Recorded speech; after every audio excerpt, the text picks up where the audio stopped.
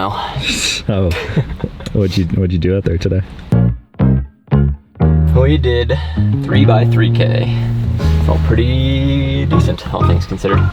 Wasn't really sure how it was gonna feel. Yeah, so we are basically 2 weeks removed from race day in Boston. Have been doing kind of a whole lot of chilling between the race and now. After the race, I took Tuesday, Wednesday, Thursday, totally off, just did nothing. And Friday, went for a short little 3-mile jog. Body still felt honestly very destroyed that day, but sometimes just getting in a short run helps sort of jumpstart the recovery a little bit. And then took Saturday and Sunday off. And then starting, I guess about a week ago, I've been running every day, but just easy miles, anywhere from like 4 to 10 easy miles a day. Absolute cinema. Yeah. I think I pretty typically will just sort of let my body and my motivation levels guide my return to run. So talked with Coach Hunter last night, and these guys were doing double threshold this morning. So it was a good opportunity for me to kind of jump into a lighter workout since they're gonna double back in the evening. This one was pretty tame. So yeah, I did 3x3K with them, and it's good to get the body moving and just sort of take a inventory of where everything's at a couple weeks post-race.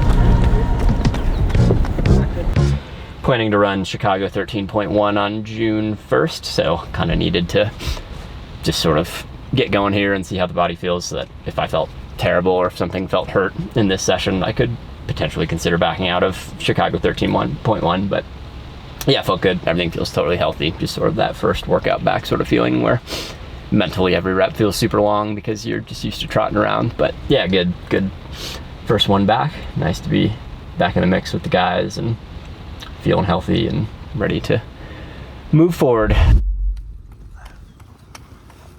All right, where are we going? We are en route to my house. Joey and Drew. They're about 1.5 miles away on the old left-hand creek path. So I've started most of my easy runs. 10 minutes, plus minus, of running.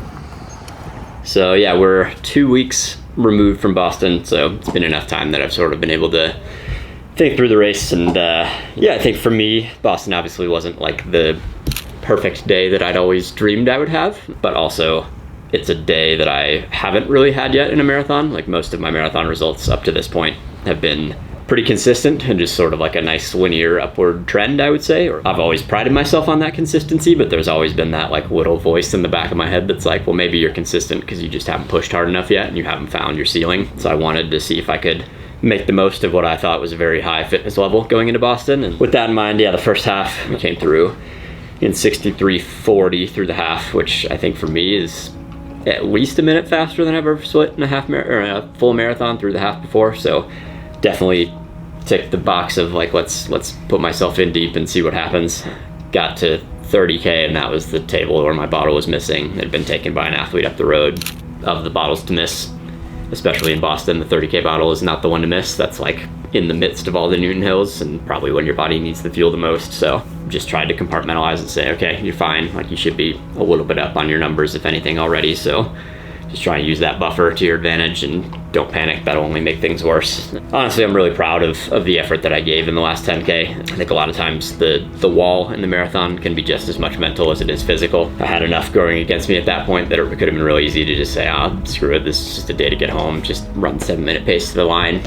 But knew that I didn't want to do that and knew that I wanted to hold myself as accountable as I could and work through that pain that I knew I'd put myself into and wanted to put myself into more than I had before. After I'd missed my bottle, I knew that the last 10K might get ugly, so I just leaned into the crowd support and said, hey, maybe I can draw off the energy of the crowd and that'll be as good as a gel anyway. Yeah, 3 or 4 minutes off what I was hoping out of the result, but I do think this might be one that I'd take a lot more out of. It could have been very easy to just run 218 or 220 or not finish and just let the missed bottle be sort of the dagger that truly defeated me after biting off more than I could maybe chew in the first half.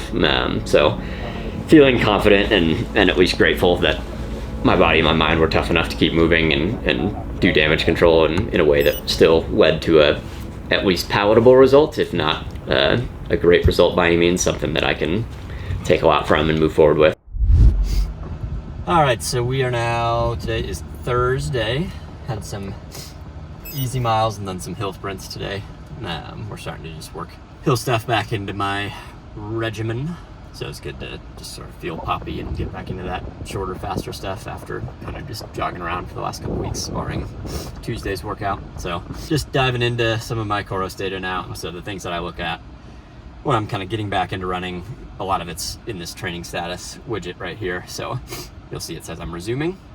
That tracks again with what I feel like I'm doing. So nice confirmation there. And then when we tap into my base fitness, so this is the past month, this is kind of the tail end of the taper. You can see the pretty aggressive drop in load impact here. That was the last few days leading into the race. This big jump up is the Boston Marathon itself. So a nice spike in load impact when you go run 26 miles really hard. And then this is that week that I took fully off. You'll see a really steep decline because I'm doing nothing. And then this was last week where I was kind of just going out and trotting 4 to 8 miles a day. So not really losing anything, but not gaining anything. And then here's kind of the tick up at the beginning of this week as I start to get back into workouts and more consistent mileage. And then the yellow line on the top is my base fitness. So you'll see it's kind of trended down. So I was up at like 130-ish heading into the race, and now we're down basically to 100. So that's pretty typical if I look back at my last year, which is kind of fun. You'll see again the yellow line. So this was the tail end of my spring season last year, and then ramped up for the Chicago build. Chicago is kind of at this peak of the yellow and blue lines, and then a huge deloading phase after Chicago. And then we ramp up towards Boston. Houston half marathon is where this dip is. So I took a down week here, and then big spike up all the way carrying into Boston, and then the sharp drop after Boston. So while the result in Boston doesn't feel like I maybe capitalized on the highest base fitness I've ever had in my life according to COROS, that's sort of what you get in the marathon sometimes. The data doesn't always track with the result, and that's what I think makes the marathon, to me, the most enjoyable and challenging distance, is that like it's always a puzzle to be solved, and most runners don't like to see a downtrend in the graph. We're very try to be as linear as possible, and I do think there's a tendency sometimes to get back into training, especially after marathon, a little bit too much too soon, because you're just eager to get back to it, especially if the race result hasn't been maybe what you wanted. Sometimes you just want to get back on the horse and prove yourself right. But I've found, over the last 6 years of training and racing marathons that you really have to be intentional about the recovery in the back side of the marathon. But it's helpful to be able to look back and sort of, again, have an informed decision made between myself, coach, and the data that we have to say, yep, okay, let's give a workout a go. And if you physically and mentally feel up to it, then that's probably a sign that you're ready to get back to work. All right, so today Reed's just getting back into some workouts. He's started this week. He's going to do 8x K on the track at just a threshold effort, and then I'm going to have him do 4x200, just turning his legs over at what I call feel good fast, whatever that is today for him.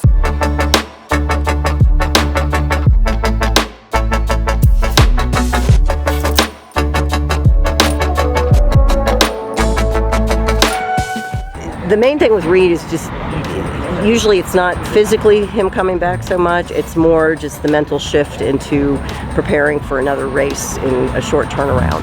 Hoping he's going to, start feeling more excitement. I think he is, just getting back to training with, his workout partners, as opposed to just getting out the door and slogging along a little bit after Boston.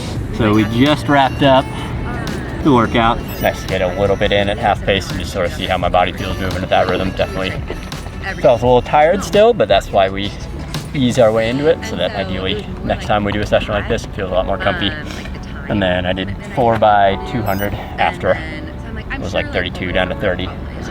Some relatively quick running for me. I don't run 4-minute mile pace very often, so just again, doing that under-pace speed work helps sort of jumpstart my body and saying, hey, you can move, you can open up, your stride can be fluid again.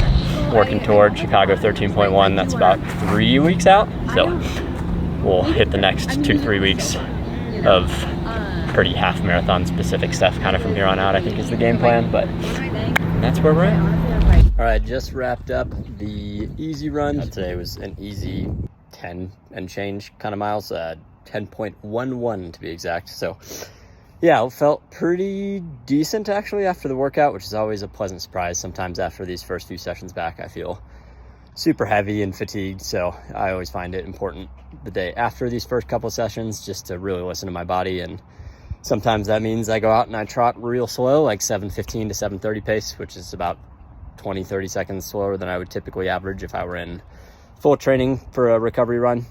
Today I ended up feeling halfway good, so ran 6:54 average pace, just about 70 minutes, so just over 10. Nice to be feeling like I'm getting into a bit of a rhythm again. Today is a little bit of a weird one where we only have one rest day in between, so probably good that, again, listen to the body, because tomorrow I need to feel halfway decent for the long run. That's all for today. See y'all tomorrow. Coming off the long run on Sunday, it's a good crew. These first couple like longer 15 plus sort of long runs back, I just, as you've heard plenty of times, let my body dictate how I'm going. So I think we started probably around 7, worked down to low 6s toward the end, but nice to be back out, getting some longer stuff in, feeling like I'm regaining some of the mental strength that I maybe have lost in the last couple weeks of just being like, oh, I'll go run an hour. So yeah, good day. So I had the long run Sunday and then just came back and did my classic 10-mile easy run. Joined Joey and Drew for that on Monday morning. It's probably 10 and right around 70 minutes. Pretty classic for me. That's I think all we've got for you. So thanks so much for watching. Again, this has been basically the last 10 days getting my body back under me after Boston. So from here, we just get back into training and have fun with it.